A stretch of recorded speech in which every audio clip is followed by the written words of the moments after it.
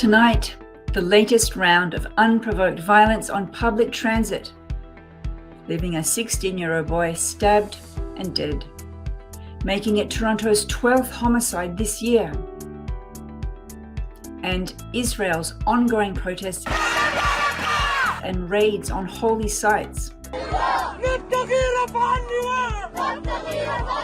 We look at how Israeli government proposed judicial reforms embroil into anarchy, as Israeli forces defy international law and storm into holy sites in Jerusalem. Later in the show, we cover stories about Scotland's first Muslim leader. We have a lot of work to do to get on with. I suggest we get on with it. A grocery rebate for Canadians, and how does a Swedish footballer rate his experience playing in Qatar's World Cup? Assalamu alaikum and good evening. This is Muslim News Canada on Muslim Network TV. I am Catherine Bullock. In the latest round of violence on public transit, a 16-year-old boy has been a victim of what police call an unprovoked stabbing in a Toronto subway station. The attack was carried out on Saturday evening at Keele Station. The boy was seated on a bench in the lower level of the station. He was approached by a man who then stabbed him. The victim was transported to a hospital where he later succumbed to his injuries. A 22-year-old man has been arrested in connection to the stabbing. He is charged with first-degree murder. The victim's death marks Toronto's 12th homicide this year.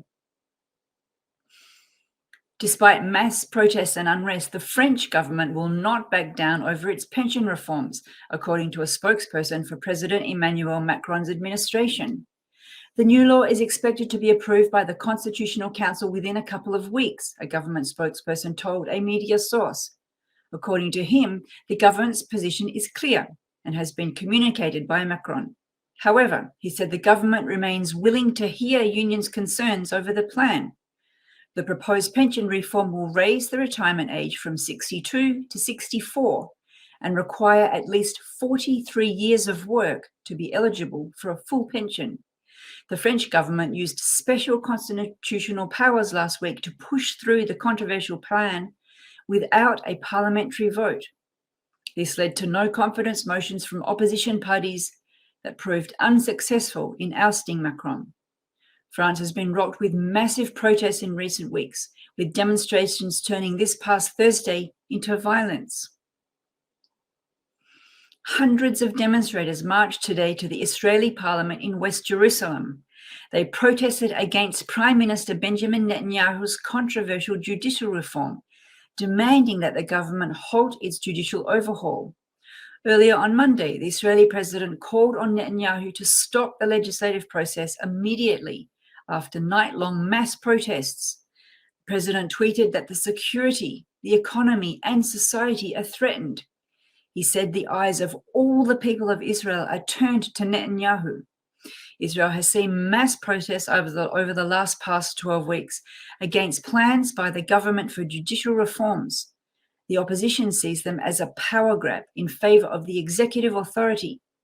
Netanyahu decided to fire Defense Minister Gallant on Sunday after Gallant urged the Israeli leader to pause the overhaul plan.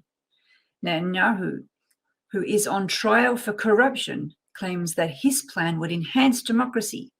He says the reforms will restore the balance between the legislative, executive, and judicial branches of government. In related news, Palestine yesterday called for US and international action to stop Israeli violations in the flashpoint Al-Aqsa mosque in occupied East Jerusalem. On Saturday, Israeli forces raided the flashpoint site late in the day and forced worshippers out of the complex, according to Palestinian media. In a statement, the Palestinian Foreign Ministry called on the international powers to force Israel to halt violations of holy sites in Jerusalem, including Al-Aqsa Mosque, quote, before it is too late. The ministry termed the Israeli assault on worshippers inside Al-Aqsa as a serious escalation and held Tel Aviv fully responsible for its consequences. Nearly 90 Palestinians have been killed by Israeli fire since the start of this year. 14 Israelis have also been killed in separate attacks during the same period. For Muslims, Al-Aqsa represents the world's third holiest site. Jews call the area the Temple Mount, saying it was the site of 2 Jewish temples in ancient times. Israel occupied East Jerusalem, where Al-Aqsa is located, during the 1967 Arab-Israeli War.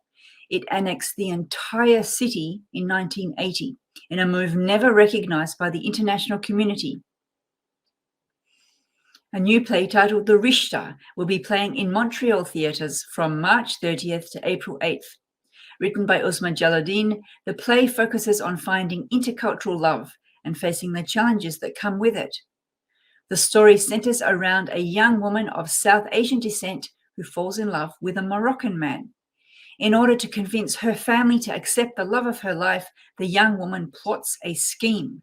She employs a matchmaker who then shows a few terrible suitors to her parents, eventually introducing the Moroccan man. The show is full of hilarious scenes as each member of the family strikes a deal with the same matchmaker, coming up with unexpected outcomes with every potential suitor. The play is developed in collaboration with Playwrights Workshop Montreal. Hamza Yousaf, the first Muslim leader of a major UK political party, faces an uphill battle to revive Scotland's drive for independence, following the long tenure of his close ally, Nicola Sturgeon. The new and youngest Scottish National Party leader says his own experience as an ethnic minority means he will fight to protect the rights of all minorities. The Glasgow-born Yousaf took his oath in English and Urdu when he was first elected to the Scottish Parliament in 2011. He then progressed to become the first Muslim to serve in the devolved government's cabinet. He has been hailed by his supporters as a polished communicator who can unite the party as support stagnates for the SNP's central policy, independence for Scotland. Despite the UK government's opposition to a new referendum and a Supreme Court setback, Yousaf vowed in his victory speech today to deliver independence in this generation. Turkey summoned the French ambassador today to strongly condemn the hosting in the French Senate Kurdish organizations that Ankara views as terrorists and awarding them with a Medal of Honor. According to the Turkish diplomatic enclave, Ankara expects French authorities not to give credit to the efforts that provide international legitimacy to these organizations, known as the Kurdistan Workers' Party, or PKK, and its Syrian branch, the YPG. The PKK, listed as a terrorist organization by Turkey, the US, and EU, has been responsible for the deaths of over 40,000 people over its more than 35-year-old campaign for Kurdish independence, including women, children, and infants. Ankara also requested France protect Turkey's and Syria's unity and territorial integrity and to show solidarity in accordance with the spirit of an ally. A grocery rebate will be included in this year's federal budget to help lower-income families with the rising cost of food, reports a media source. The new measure will be announced in the upcoming federal budget. The rebate will help 11 million Canadians struggling with grocery bills. According to the media source, a couple with 2 children will qualify for a single payment of $467. Seniors will be eligible for a one-time payment of $225. A single person will get $234. The rebate will be given along with a GST credit once the bill passes in the House of Commons. A hijab-wearing woman has just been appointed to New Jersey's Supreme Court in the United States. The news comes after Nadia Kaf, a Wayne-based lawyer, took her oath last week. Kaf placed her hand on the Holy Quran that she had received from her grandmother and said she is proud to represent the Muslim and Arab communities. She said she wants the younger generation to learn from her example that they can practice their religion without fear. Kaf was listed among the top 10 Muslims. Kaf was listed among the top Muslims for impact in government, law, religion, and social justice by a New Jersey-based paper in 2020. Kaf will be the third Muslim woman to sit on New Jersey's Supreme Court. Zlatan Ibrahimovic, Swedish football sensation, has given Qatar, host country of the latest World Cup, a perfect score for its excellence in organizing the tournament. In a recent press conference for the upcoming 2024 European Nations Cup, Ibrahimovic was questioned by a journalist on his experience while playing in Qatar. Ibrahimovic said the experience was fantastic. He said he stayed there for 2 days with his family. He said the organization, experience, the match, the crowd, the journey, the World Cup, all were 10 out of 10. Ibrahimovic quizzed the journalist if he had wanted to hear something else. The journalist next asked the footballer about the host country's criticisms of human rights violations. Ibrahimovic concluded by saying simply 10 out of 10. Qatar has been subject to widespread criticism by Western media for human rights violations while hosting FIFA World Cup 2022. Both Qatar and FIFA President Gianni Infantino slammed the criticism. Thank you for watching. We need your support. Please scan the QR code for a donation or go to the network's website, muslimnetworktv, to make a donation so that we can continue to amplify the voices of Muslims in Canada and abroad. Thanks for watching again. Take care. Assalamu alaikum.